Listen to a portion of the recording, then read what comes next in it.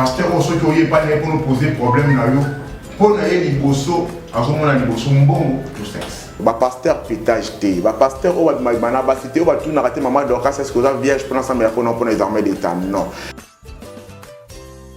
Bonjour à tous nos fidèles téléspectateurs qui nous suivent déjà partout dans votre émission Porte Ouverte. Je dis déjà bonjour à tout le monde. Merci. Nabino soto boza partout bozo landabiso na monde entier. Mais les autres abiso moroté Torozana évangéliste David Likangankumu aza analyste politique en même temps analyste spirituel parce qu'aujourd'hui on va beaucoup parler sur la spiritualité. Notre thème il y a les autres kolobela nini o ekanga Congo pona ezana pasi ya boye. Pour passer à Congo, vraiment, tu éviter tout le blanc, les sous-sounis. Autre remarqué, na katamboka la biso, il y a beaucoup de gens qui prient, même beaucoup y avons. C'était beaucoup qui est sauté. Mais avec évangéliste David Likangankumu, analyste spirituel en même temps, analyste politique, tout le blanc, le loponato yeba, ni nous sur la Congo et quoi avant. C'était bonjour, monsieur David. Bonjour, madame Dorcas. Bonne santé. Oui, Dieu fait grâce. Nous avons entendu tout au bika. Merci beaucoup to se périminde to yambio vraiment to nandengo pesi biso vraiment temps na yo ya ko na kati ya plateau na biso to le bela makambo ezali très important nini ezo sala Congo et avancer tété au Congo et kende liboso te yebisa biso nini évangéliste David assemble la église nini. Merci Maman Dorcas, merci Madame. Pe mbote na ba fidèles téléspectateurs, o bazola ba kozo occasion ko na biso na chaîne na okitoko. Ba tu petit to ko senga ba on jaba s'abonner belé, pa te une chaîne et la chaîne o epesa ba ba éducation, on a besoin ya makambo etali spiritualité. Wana poso kwa na makambo etali Bible, s'abonner na chaîne o okubanda ko ba information et donc la Maman Dorcas. Monsieur Nanzambe, merci. Nous question tuninga sur David assemblé la kana église nini. Nous te koloba vous te présenter biso kombo nangeza David. Nazali moko ya communauté baptiste du fleuve Congo CBFC. Ici quand nous avons ça musa lokola évangéliste na kati ya communauté baptiste du fleuve Congo. En sigle CBFC. Est-ce que monsieur David azali moko ya membre parti politique? Ou le parti politique, non, mais là, on a plateforme. Plateforme, nini, to ko iba paiement. Ah, plateforme en anglais JLC. Et la qui signe? Jeunesse leader du Congo. Pour la Nika. Ils ont dit plateforme où tu vas révéler conscience, il y a des jeunes. Les jeunes vont mettre à côté, les mapous vont mettre en charge. Pourquoi plateforme? Parce que tout le monde qui est dans le cannabis, que la politique, tous les politiciens ou les banda politique, banda kala, bazali toujours continue que ça la moussa, c'est comme si baza tout le monde baza spécial, baza maël que les Congolais nyos. Et puis toujours mon pas suffisant au Congo, les bango ba kana ba moment où ba bi que Congolais azana pas si, mon Congolais azana moment a pas de difficulté, aya ko si bango na moi 5000 francs, 2000 francs. Après si voit tant comme kuna sika ba ko sala kwa jwa mosala abanda ko sala to mona ke makama malonga ezate yango biso na JLC tozo benga bango ba tombeau blanchi. Pourquoi ba tombeau blanchi? Parce que ceux qui okena ba cimetière ko mona ba tombeau mususu ezana eza kitoko makasa ngo lota yango bo repe opeso posa kolala likolo ya tombeau repe opeso posa kolia likolo ya tombeau repe ko na éponge tie likolo ya tombeau lali po eza kitoko na libanda.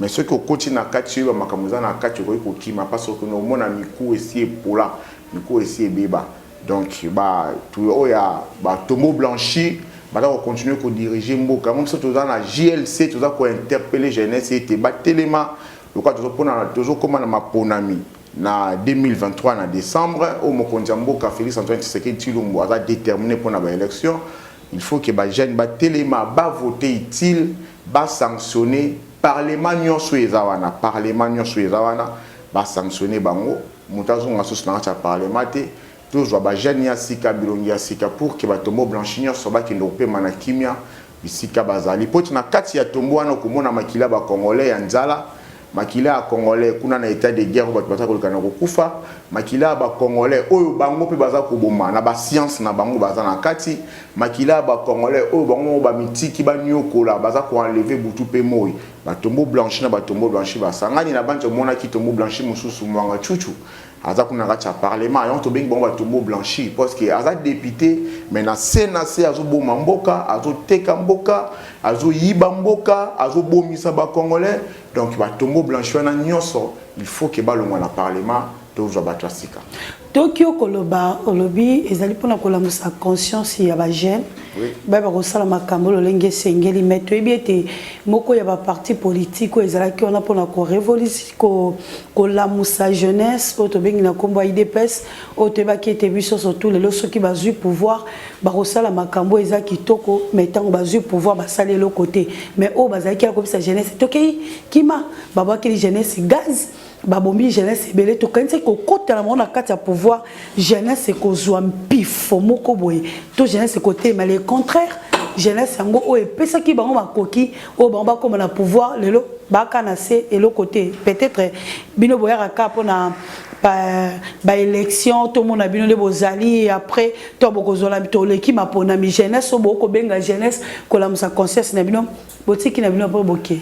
Te maman, eza question te kitolo ba biso to yaka kaka pona kola musa jeunesse oui na yebi liti ya combat IDPS na yebi liti ya combat ya papa Antoine Tshisekedi paix à son âme je le respecte j'ai beaucoup de respect pour na papa wana lelo bato bazana pouvoir il faut ba bien que eza Tshisekedi wa mulumba te bato bazana na pouvoir lelo eza bato ba ye na sima ya papa Félix Chilombo, il est mon copain à son âme. Parce que ceux qui ont le pouvoir, j'espère que le Congo est ça la maté. C'est papa Antoine Félix Tshisekedi d'avoir le pouvoir. Le long Makambo, tout le monde en Congo, il y a qui à la tête. Tout le monde si le gars a peuple d'abord, prenez-vous en charge et vous t'inquiétez pas. Donc après ça, il y a une idée le long avec beaucoup de respect. Et ça, Makambo, il y a malade, tout le monde n'est pas naïf au Landaka, tout ça, comme Mekola Yango, comme Kosala. Les lorsqu'ils qui IDPS eu pouvoir Félix Antoine Tshisekedi Tshilombo fils et à papa Nabiso Tshisekedi azana volonté azobunda na volonté azozana volonté dans soit changer makambo mais les problèmes eza ko bloquer mboka na biso ndenge na uti ko yebisa yo awa ezali batombo blanchi o baza ko entourer bon mais c'est David okolo ba pemi batombo blanchi moi la qui ça so moké batombo blanchi mama kasoyi batombo blanchi te batombo blanchi de si ba politicien o ya lokoso ba politicien o ya lokuta ba politicien o ba ka wana kaka pona kozana ngambo ya pouvoir na bana kotanga lo neti tangelanga na peso exemple neti moko tangelanga neti mwana mboka papa na biso mboso biso mona papa mboka mboso na opposition banda panda tanga mobutu so mona na opposition non toujours papa na biso bayati si mona na ba opposition non aujourd'hui bon il y a la société civile à l'époque mais banda comme na pouvoir aujourd'hui ba neti ba mende ba papa mende bana papa na yeba bana époque mobutu porte-parole ceux qui ni ce monnaie côté opposition non aussi batneti bakinke mulumba kabila tolembi yote kabila notre désir et ce monnaie côté opposition non le lo batnyo soit travail qui na ancien président de la République et son excellence le sénateur en vie Joseph Kabila Kabange oyo bakosa ki papa Joseph Kabila Kabange ba memaki papa Kabila Kabange na erreur bango wana lokola ba comprendre que ça gêne na bango il faut ba ya ba mema ba président nyo son erreur pour ba monde ça été ba président ba sala ka mosala te baza ko ya pona ko flatter ba président bango wana ba tombo blanchi yo so mona na mboka moko tangelanga mboka moko na mokilio to na ba mokula ba ya ba poto o so mona président assemblée nationale alobi déjà ki ngana ko voter président de la République ou bien président sénat alobi ki candidat na biso na 2023 eza Macron eza moto songolo pakala donc ils sont là pour leurs propres intérêts yango biso to bengi bango ba tombo blanchi donc bazoya wana na ndenge ya komona ete bazalo kitoko libanda mais nzoka na kati na bango na mitema esi epola ebimisaka bangusu bazana ba haine bazana ba science pour que tout le peuple azo nyokwama peuple azo lela pour na bango baza kozwa pouvoir pour na komelaka makila na butu ko sala bango kana ko sala donc c'est ça les tombeaux blanchis ou baza wana pour na kokosa mokonzi mboka mwana mboka Kabila Kabange o auti ko za la sénateur en vertical sénateur en vie na sala ke mission moko na lobaka le plus grand erreur président na biso sala ki ezali ko travailler na batuana bato yo o ba travailler ki na ba yeba ki mboka malamu président de la République tant ayaki il faut trouver clair président de la République ayaki politicien té autaki na rébellion ba zwimboka lokola jeune ala kisi volonté ya kobenga il fallait qu'il continue à tena bato ya Kabila les pères ba kosi kosiye ba ngoli bato ya Kabila les pères ba zwi bato oyo yé bato oyo ba travailler ba bomamboka ba tete ba pamboso ba nani ba ye pembeni na ye ba mende ba kina ba rébellion ba zondiawa ba bandi kokosa qu'est-ce qu'ils ont fait tout le monde a qui ont ba neti exemple ni si ya mwana mboka nzanga Mobutu aye awa flatter Kabila ton ba pièce poste ministre azuka ko récupérer bloc na bango nzanga Mobutu akenda tika poste ya ministre vide donc a démissionné te makine azuni na. Merci beaucoup monsieur David, merci beaucoup mais maman il kambola biso ezali nini ezako boma Congo ezaba pasteur to ezaba to politique nyonso mibale basangani mais bato liboso batako boma mboka ezaba pasteur. Je suis évangéliste et je vous confirme, ce sont les pasteurs. Pourquoi les pasteurs? Parce que les pasteurs vont jouer ce rôle dans bango ndenge ko quitter. Les pasteurs vont jouer ce rôle dans bango dans quel sens? Beaucoup de pasteurs baye lelo bazana posa ya mbongo, posa lokumu, posa lolendo, posa ya basi, posa makambo mokili atambwa na motuka po etazala bien. Pasteur a sepeli était tant azol le Canadien va bien au grand prêtre pasteur abimi simbonga boa keli bato. Pasteur ton aza koleka, azana posa ete bato nyonso baza na simane donc pasteur a commis vedette. C'est ça. Le babosani rôle, première recommandation. Oh Christ appelle sa biso. Donc appelle sa biso lobby allez faites de toutes les nations qui mes disciples. Mais le pasteur va comme ko sala reba sala ba disciple ya Christ ba comme ko sala ba disciple na bango okomona pasteur na kati ya église comme ko tekela moto photo ala ta ngona kingwa jembika na ndako po ete soki bandi ko sambela ili bosa porteur pasteur dadi surtout kombo ibimana Kinshasa na okango mingi dadi na osambela bosa photo ya dadi o dadi nanga lobaki boye mutabosa nike mutako koleka na ko biki sabatu mutako ko sala grâce pasteur alobaka liloba mais moto a tchaka maloba wana ezwa pouvoir pona ko biki sa moto ezayi moko Yesu Masia o akufa kine ekulusu pona batonyos tangelanga pasteur mo ça sacrifier pour l'église na moi qui dit ça la malamu to ba ko sa masumu ba ume na masumu parce que kinzambe zonga mbeka mabiki sa milimo bazate donc la banza ce qui dans la Bible na to tanga mokanda ya Ezekiel na banza toujours mokanda ya Ezekiel mama to meka kotanga tout tanga mokanda ya Ézéchiel chapitre 34 verset 1 ezamolayi verset 1 tino la 24 mais to tanga kaka mokuse yo kaka introduction à Bible makambo ezoloba. La parole de l'Éternel me fit adresser en ces mots: Fils de l'homme, prophétise contre le pasteur d'Israël. Prophétise et dis-leur au pasteur, ainsi parle le Seigneur, l'Éternel. Malheur aux pasteurs d'Israël qui se pèsent eux-mêmes, le pasteur ne devant-il pas prêtre les troupeaux? Vous avez mangé les graisses, vous vous êtes vêtus avec la laine. Vous avez tué ce qui était gras. Vous n'avez point fait paître mes brebis. Vous n'avez pas fortifié celles qui étaient faibles, guéri ceux qui étaient malades, pensé celles qui étaient blessées. Vous n'avez pas ramené celles qui s'égaraient, cherché ce qui était perdu, mais vous l'avez dominé avec violence, avec dureté. Tout ce que l'on a dit, mais maintenant, là, pour écouter verset 24, va comprendre pourquoi Dieu lui-même, Nzambe azako salanine, azako telimila ba pasteur, ba faux pasteur, dans l'époque ils ba pasteur Israël, aujourd'hui ce sont les pasteurs congolais. Azob sa Ezekiel yebisa bango ngai Nzambe nazana kanda contre bango parce que ba yebi ko batela ba troupeau na ngate. Ba yebi ko batela o ezali bana na ngate. Bayebi ko ramener vers nga bato bazala qui perdité. Bayebi ko ramener vers nga bato bazala qui maladité. Bayebi ko kana ko visiter bato qui maladité, ko big bato qui maladité. Tu vois, là c'est l'Éternel lui-même qui en parle. Ce qu'on a ba église na biso soka batanga verso. Non.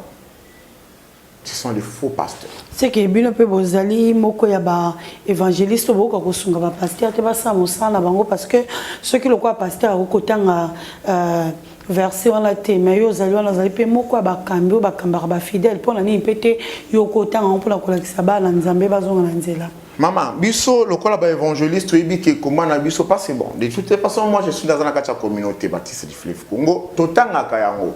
Mais biso souci na biso mikolo komi ya ko interpeller ba na nzambe bakeba bikota kota na ba église bifanda fanda na ba église bisika bakendaka bayeba kota na molimo wa discernement bayeba qu'est-ce qu'il faut yango mboka na biso lezo keleli boso te ndenge tama likambo elobi tozana combien de pasteurs le na kati ya Congo combien maman kota na ba église moko komona awa 1000 églises 3000 églises na kota kana venima wa Kitega na komina Lingwala banda mushiti to bima 24 na kutantanga à peu près 15 églises l'église sous kangama et awa na awa église kangama. Pourquoi tout ça? Parce qu'il y a des faux pasteurs ou bana souci à peuple en Zambété bana souci à mbongo falanga souci nini moi ce qu'on a qui to connaît église azwa moi si abato ils ont église moi qu'on a dodo mais panzana dodo ma sans province mise en panzana parce que pasteur wana bon exactement ponga baninga na nga ils ont le ponga nga na kolela pasteur wana soki oza mobali ou na fiancé aza kitoko pour na pasteur boko sambelaka oka pasteur termina cher frère Jean évangéliste David nzamba lobi moi soyez na église dans moi sinon tata moi sinangai et pasteur asali bongo na bandimi ata 5 6 donc pasteur yemo azaki na 6 femmes poza mado ba soki pas bimi na moi sana ko bala yote donc il faut que moi si nzamba pe singa moi sana ko azaki to comme moi sana je vous na zo sima kambo eza solo eza église évangéliste le comment est très important maintenant et le koni ezo pousser na ba pasteur ba manaba jeune fille ba manaba sa ba parce que ils appellent beaucoup et loko zo sala Congo ya maman mais bible le biete ba faux pasteur ba dans société ba pati ya nzambete ba yi wana pona ko batela ba pati ya nzambete mais ba yi wana pona ba intérêt au moins mutu aza appelé tangela le loto sala devoir na pesi pe devoir na bandimi bino bato bakina ba église bo banda ko tambwa na ba église mingi tondi awa so ndizamba église de réveil bo tuna ba pasteur na bino ba père spirituel na bango za banana. Ah oui, ça vient dans la père spirituelle. Ah voilà, mais comment tu vendre sans père spirituel? Je suis mon amour sans père spirituel. Je suis mon amour na libumo. Je suis tangana muto moko na mokilo abota maraka moko na mama moko na konta mona abota mi alel na mbeto. Ça lui met pas na jandia papa na maman. C'est ça des autres côtés na kati église. Parce qu'il y a beaucoup de pasteurs qui ont verset biblique moko au moni abandi boso kotia na balabala abandi kotia na balabala zo kongola bambongo abandi kotia na kacha babis batindi ya kotia abandi kotia na kacha babis une fois qu'il y a 2-3 paroles mbala moko akomi évangéliste mbala moko akomi pasteur et puis ce qui me fait encore très mal tala ba na kacha babis le lot phénomène comme na kacha babis pour le moment qui va ba pasteur à l'okuta après ko banda atei verset biblique moko 2 minutes abandi naza président ONG moko songolo paka mais wana na kati yote évangéliste wana ba kana cadre pour na koloka ndenge ni ba ko soutenir ba fondation na bango le but que ba okanga moko izana ONG moko na bosoni kombo na ngo iza pe ONG monene isaki ke pasteur ozote na bis moko asala kana ba ONG wana vane pe na kati ya bis pasteur azote ya tonga te moi moki asilisi abimisi mokanda na ba photo na téléphone na ye naza mokambi ya ONG bo na sala kana ONG bo pesa biso mbongo pona bana papa na pa fandi bato pe ya mawa ba kongoli mbongo na bango ya pasi ya mawa mbongo ya pasi ya mawa bible lo mama bana nzambe na osenga bino botanga mokanda ya Ezekiel to ko développer yango botanga mokanda bokita botanga na mokona na Ezekiel parce que bo comprendre ba église ni bozana ngo abimisi abandi koloba tanga kongoli misolo les gars va pesa bato batangela bango ndeko wana bimisi carte lobi naza coordonnateur na ONG oyo moto yo to yebiote osala ka kuna te bakangaki pour le monde qui abubenga kinani pasteur asa pasteur yango to bengi bango ba faux pasteur ou bien ba faux pasteur ce que tout autant dans verset 4 et 6 pour moi autant on se date ba nzambe batanga qu'est-ce qu'il bible si biso kuna pour na ngai ba palanga ni partout même tout ça qu'on a souci na bango azate et puis nous avons que nous ka bango azate mais bateau ba pandi ba trop poser bino ba évangéliste parce que un évangéliste c'est la personne qui évangélise le vrai parole bino bo évangéliser vraie parole te bino moko bo évangéliser bino moko bo pandi ba trop bino bo te des autres après bo loki ba nam bo sala beza ba nani ba sangisa maman mon sala évangéliste c'est ça que nous panja songo malam a gagner ba am aina bango pa ya ba pasteur a tiki responsabilité na pasteur bon. C'est ça le ministère en Zambie. Évangéliste, ça donne moto à Kendaka. Atei sango malam, ndé na kote kolba na evangelia na Matthieu, allez faites études dans son mes disciples, baptisés au nom du Père, du Fils et du Saint-Esprit. L'évangéliste qui a luki ba am, a gagné ba am, a ramené bango vers pasteur, on a qu'à l'église. Maintenant c'est le devoir ya pasteur ou à kosala mosala. A kosala mosala pour que batuba kende. Nazan de comment konde konanga I de gon vumbi abetelenga lisolo.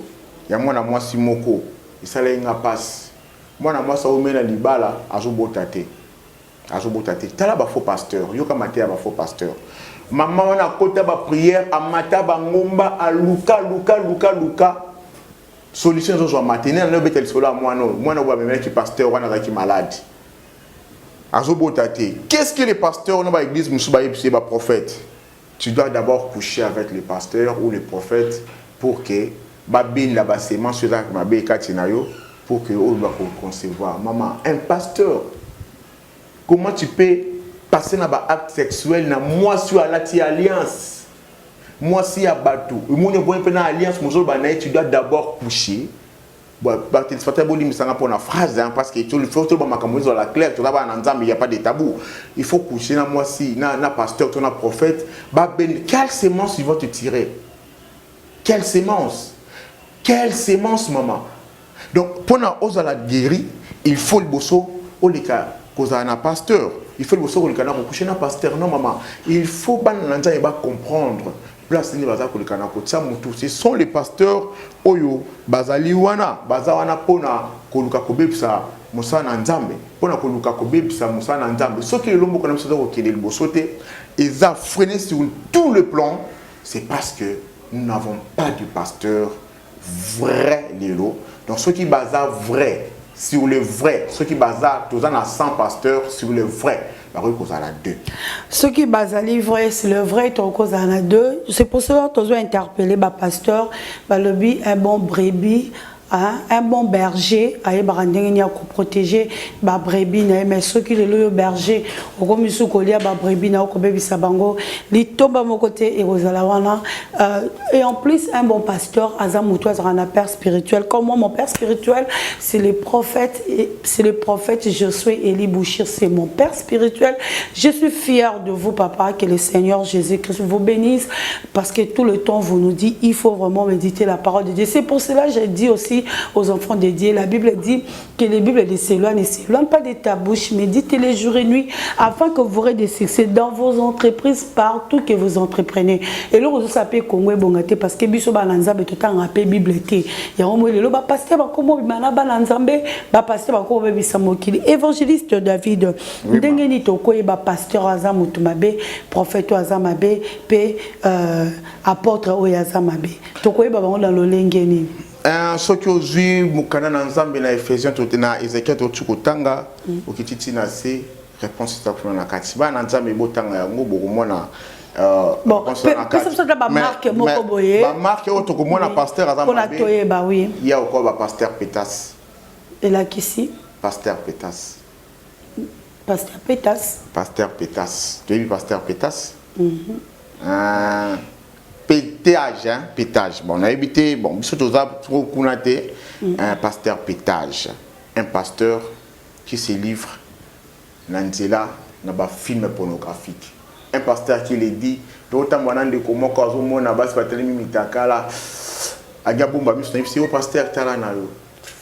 pasteur qui fait des clips avec la moitié de la string. Mais dans le moment, dans le but, c'est son travail, lui, il fait son travail. Le pasteur à l'église, comme on parle de... Excusez-moi, monsieur David, quand on parle de vous, en même temps, un réalisateur, caméraman, au gros qu'il est pénal, nous filmer, aux images, mais quand tu es à l'église, tu es évangéliste. Bible, vous savez, Jésus, les bons bergers, les bons bergers prend soin de ses troupeaux, prend soin de ses brebis. Avant battre la zone bomba. Les bons bergers à brebis m'ont quoi bondi à quel mosika à botika les nonanef. À quel koluka moko oazbunga qui va na quoi zoom c'est que va koka les sangs. Donc pour un vrai berger, à na pousse à moi na mon côté en zamba salani. Abunga na mako konaye. Les pasteurs, les faux pasteurs, ma pasteur a d'abord zoom c'est là où Kanda na il faut que non pour les cas n'a pas comme na naï. Voilà, c'est le deuxième critère. Deuxième critère. Pasteur, ceux qui n'ont pas pour nous poser problème, pour nous aider les bossos, à ce moment-là, les bossos, tout sexe. Un pasteur, par erreur, à 4 ans, courant, avec pasteur de retard, la TV, à Bimi, dans sa là, yo, nous avons un bon ensemble, tata, nous avons un bon ensemble, TV. Un pasteur, car pour mon diminuer, c'est la courant sans erreur. Aujourd'hui, nous sommes 4 ans, nous avons un bon ensemble, TV. 4 ans, nous avons un TV. Tu penses que ces pasteurs-là méritent? Si ça tu penses. Un pasteur ne me dit pas, il te demande de vous avez vierge pour prier pour nous. Il passe au Kangamutu, qui passe au Kangamutu, autre dans ma fille magicien, après quoi l'article avec son rouge. Dis oublie les noms. Il y a moto et moi qui est là pour nous gagner na kindo qui quoi à l'article avec son rouge. Donc c'est ce qu'il faut. Il faut que nous venions sur l'église. Batombo la bilamo ba na basi batombo la bilamo ba luka kale so mais na mis son pasteur non bon écoutez donc Dieu oublie les noms il y a Dorcas Dieu oublie les noms il y a De Gaulle Dieu oublie les noms il y a son fils David abengi bango abi dans mutuala tikale sont en rouge donc il faut Dieu permet na ba maman mabala na basi mabala bazara na batombo la bilamo ba mutuala tikale sont en rouge. Ce sont les critères des faux pasteurs. Et puis, qu'est-ce que les chrétiens font? Il y a un faux pasteur en Sani. Il faut que ce soit en amaï. Donc, il y a un ça qui est pour ne pas avoir de chocolat. Au moment où il y a un soutien à sous-vêtement, on continue à passer mon chocolat. C'est où? Ça s'est fait où? La Bible, c'est que ça sera un miracle à vous. Moi, ça dit là, on a des démons. Ah ouais, mais ça le Christ, c'est pas ce que là, ma colonne la disciple. Ah, pourquoi Christ a ce que là, ma colonne la disciple?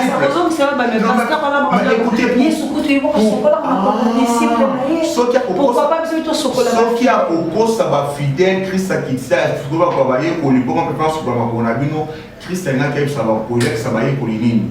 Oya lingia za la moto à Liboso, et c'est même pas dans la moto, il y a Souka. Un bon serviteur, un bon chef doit être le dernier. Pas y avoir n'importe pour tout le monde va prévu. Oui, puis même dans mon salle, ce qu'on a dans mon salle, chef, le bien maltraité, il y a qui vont qui maille. Et là, le pasteur va ligner place à Liboso. Tu as là, tu as l'église, mon cobo. Si tu as continué à l'église, à l'église, que nous faisons cette place à Liboso, vendre à fan du wana. Il y a des dans le politicien, va tombeau blanchir, va policier. Il y a aussi des tombeaux blanchir, va pasteur. Cause de sécurité. Non, c'est qui savait au pasteur, moi quand j'étais à l'église, à qui dit la chair, mon qui est pistolet, bah, et puis il n'a assez. À propos de la fille, à la politicien, à la mais en même temps, maman, il a qui si mon salanaï. Pasteur, nous sommes côté à Batasali, 40 ans à pastoral, 40 ans le col à sorcier, tout le monde blanchi. Il les pose les gens en main, il délivre Batou. Quelle délivrance. À l'Ungolo Sida, à Tio Tibère. À l'Ungolo Tibère, à Tio Diabète. À l'Ungolo, parce que nous qui ça va nous quitter. Nous sommes là, nous sommes là. Maman, il y a un phénomène dans la bassala, parce qu'on a vu qu'il est malade. On a vu qu'il s'est ce qui n'est pas un maman. Nous avons contemplé l'esprit. L'esprit n'a pas eu banane à celle qui maman Dorcas malade. A repérer au contact na ngangawana makoyokana ayi c'est bon nous allons le sida ou qu'on appelle diabète. OK, bah okani bon aya sali musala. Vous comprenez? Et ce sont les pasteurs au va commencer à donc bon tant dans l'église na bango. Tant là seulement va commencer dans l'église. Bah min ba mo ga bon dans l'église na bango, bah toi les David. Bato beta étoile David na internet. Oh, to benga mona mususuni étoile pyramide inversée. Bata na mo ba ko na internet ko mona mo. Oui beta www.nouvelle-ordre-mondial.com. Ba ko ba comment comprendre ba signe pour les autres na ba église ba pasteur ba zo na mo. Pasteur mususu azo asimbi prochette. Parce que ça asimbi prochette azo beta mundimi à la mo qui a botoli pasteur prophète beti prophète abeti pasteur mo prophète a boui. Merci beaucoup et vos ce sont des faux pasteurs. Le nom de maman, il faut interpeller Bananzambe. Il faut pas comprendre quelles sont les églises au Bazawana. Et nous avons qui thème chose à la qui pone a été bien moins à bloquer Congo. C'est ça moi bloquer Congo. Je sais bloquer Congo. Tu vois qui pasteur Denis Salouba Malam. Oui, mais qu'il aussi comme nous en passe parce que ma pasteur va ça va croiser dialogue utaka kuna yambo pasteur nini na Congo ya munino ayibana jambo makabila te akosa papa Joseph Kabila te qu'il faut ça sa manifestation pour tout sembler pour na ngo bakumbuka ekini mabe siko to munino ba pasteur bozo kosa pour na délivrance à Congo bosana na stade boye beaucoup si ba na stade beaucoup si ba na stade bana nzambe baye bani kosambela na place bana nzambe baso ba bénédiction ba ozwani malédiction na pesi ba to devoir ba ke notana bila baluka ba komela ba selo ba commentaire kuna ko pesa ba action sortir ko l'évangéliste to pesa ko ba exercice bible lobini soki peuple ngai ba sangani ba fukami ba yokani lokola moto moko ngai nzambe lokola osani na koyoka bango pe na osani na kokangola mboka na bango mama bana kosala ba prière na Congo na ba stade martyr Congo kangola mi c'est comment la psyché kangola mi tanga mukanda ya lamentation 5 banyo na banda na 1 tina mikolo tina C pardon lamentation 5 le lo na Congo tozana nyoso metoko mikosomba mai na lipa ya participer lisusu o mikili misusu bazana moté Jérémie Nzambe, mais pourquoi tiki biso? Pourquoi Nzambe mboka na biso moko comme na mboka bapaya? Bundanga ni na mboka bapaya vrai fou. Masisi baki musudo la moko contrôler mon vrai fou. Mboka na biso ekatani na biteni vrai fou. Mais mboka ekatani na biteni parce que Nzambe mboka ba qu'il faut pas aller vous marier avec les autres. Maman non. Bino mo bokela ba. Non. To bali ba égyptien té. Écoutez maman. Il y a des principes. Christ nous recommande, première des choses, l'amour. L'amour, Christ a fait pour l'économie. Tant qu'il fallait que famille a fait pour la Congolais, pour la Rwandais. Non, fait pour la Rwandais, pour la Ougandais. Mais le Seigneur aussi, il a interdit que combat la bateau en boca moussous pour la lopi le bébé qui est le lot parce que kokota pour la nuit au non écoutez ce qui t'a rappelé ça pour la nuit au col ba pour la lo ba juif bon ba za bateau matata ba pour ça la pour la nuit pour papa la biso Abraham sala kama ba qui est kobota na non ba boti na garga soki nzamba petit Ismaël koto Isaac et ko pesa mbulu kudu abouteage koti de lo bato ba ko il faut tout avoir contexte surtout nous va contexte sur la matière de ressources marteau développer si je ministre. OK, merci beaucoup pardon. Tout ce moment OK notre la question pour la retour na yo na bandi question na monter na biso au côté na bisongo balasima mais le 6 avril 2023 est comme férié pour le combat il y a prophète Simon Kimbangu avis na izani. Ah merci beaucoup de respect pour le prophète Simon Kimbangu. Beaucoup de respect. Tout d'abord je vous informe Simon Kimbangu fut baptisé dans ma communauté. Baptisé de Fille, CRMC. Parce que parmi les bosso bazwa baptême.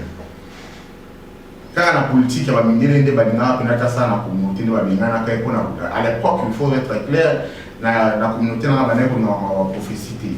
Si nous comptons déjà comment utiliser la prophétie makambili des abima qui a pour ça la makambunayi pour ça la bible kunayi ou la communauté kana pour ça là nzamba nous utiliser des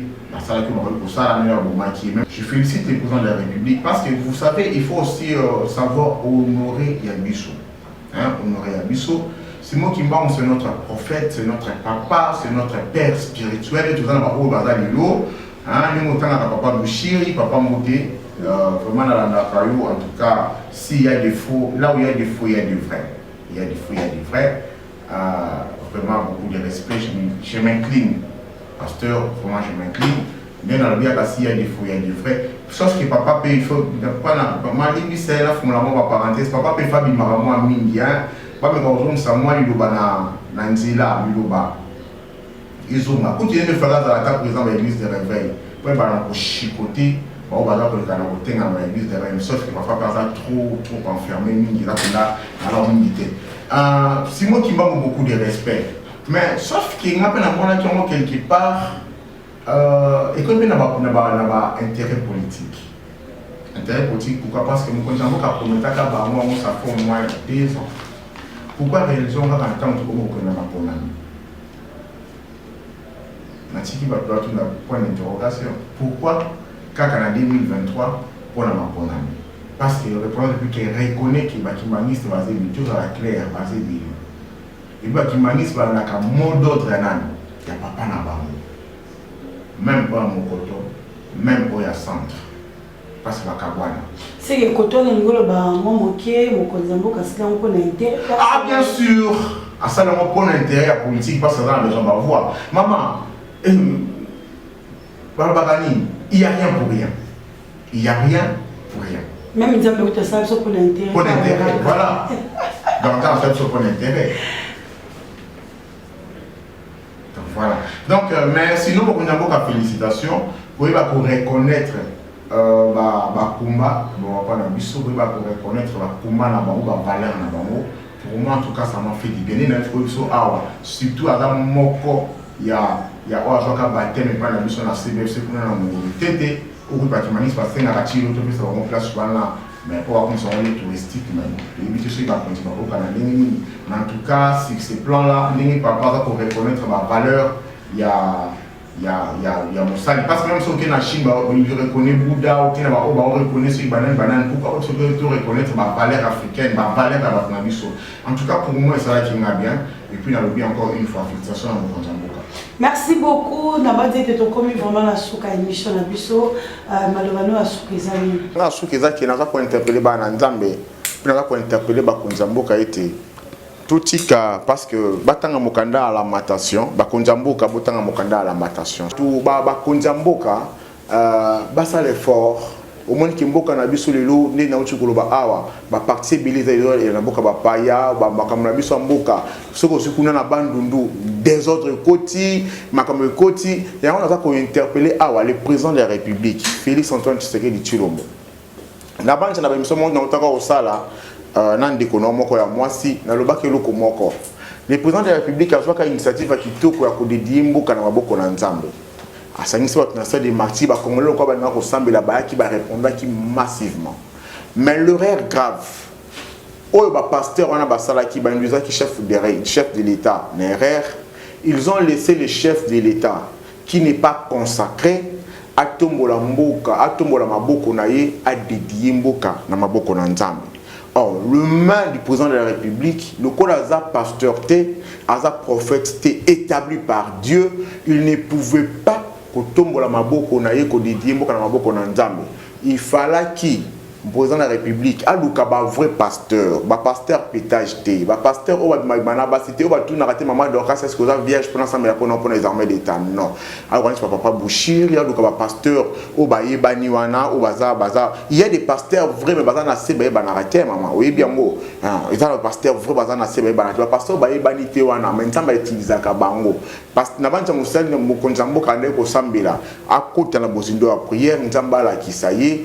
Quels sont les pasteurs? Même si Bazami Balé a béni sa bakoran la salle des martyrs, le président de la République a banni Liboso Reb Sanzambe. Je n'étais pas digne de dire Mboka na maboko na Nzambe, na maboko na yo, mais sauf que bato oyo tinda kingai, bato tinda kinga pembe lokola ba pasteur, lokola ba basali to consulta ka bango, bango ne ba tsakinga na erreur.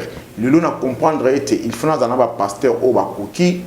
Le président de la République a télémis. Ces pasteurs-là, même Bazam Moko, même Bazam Moko, Malam, et même Bazam Papa Bouchirier Moko, Azima Boko, il y a président Félix Antoine Tshisekedi, a Simbi Yango Lokola Mose, a Tombo Yango Likolo, et puis président de la République, le Kola a soutien, il y a Moto Aza consacré.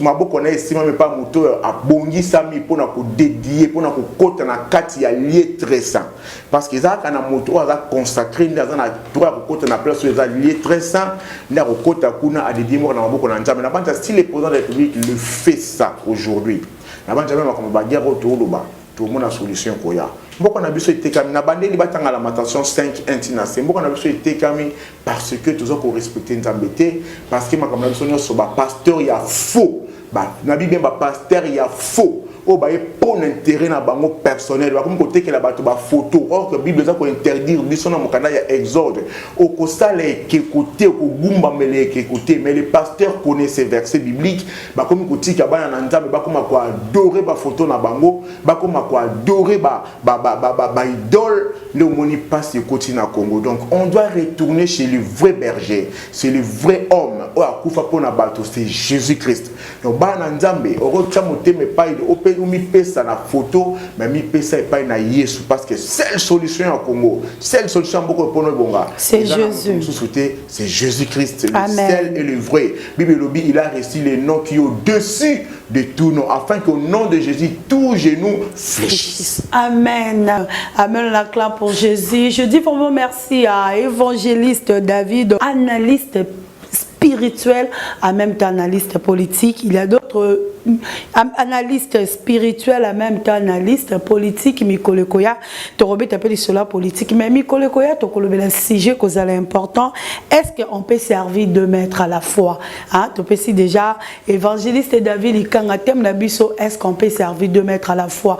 Bien nommé, tu es comme ça va tout ça là, bah église ou bah sokola rabatu bima. Ce n'est pas un bon endroit pour toi. Aux les siko pasteur de malaba jeune fille, na ba maman ba tobima. Aux les sika pasteur à côté ici molina nda kwa nzambe bima, ce n'est pas bon parce que un bon berger aza muto abattre la ba brebis na ye. So moni berger a comme kolia ba brebis na ye, aza sous berger te même bateau ba boko la ba mpate bantaba. Soki kanta bane abukani azu maladie yo kaninga amitungisa mare bongo yo berger, tu es là, tu sors na ba brebis. Ce n'est pas bon. N'avant dit Mikole Koya to kolobela sujet pour la vraiment bien pour la bana nzambe. On est là toujours pour na ko révolter hein bana nzambe ba mais il faut aussi avoir la Bible. Il faut aussi tous la Bible pour tout temps la parole, pour te qui m'a commis en Zambé et le Bible. Et là, j'ai dit aussi merci à mon père spirituel, prophète Eli Bouchir. Merci papa pour la parole au Pessabi sur le vrai parole. J'aime surtout quand tu dis il faut abandonner la vie du péché. J'aime ça. Quand tu le dis, ça me fait du bien. Hein, tu me rends vraiment la vie encore de servir Dieu avec sainteté, avec crainte.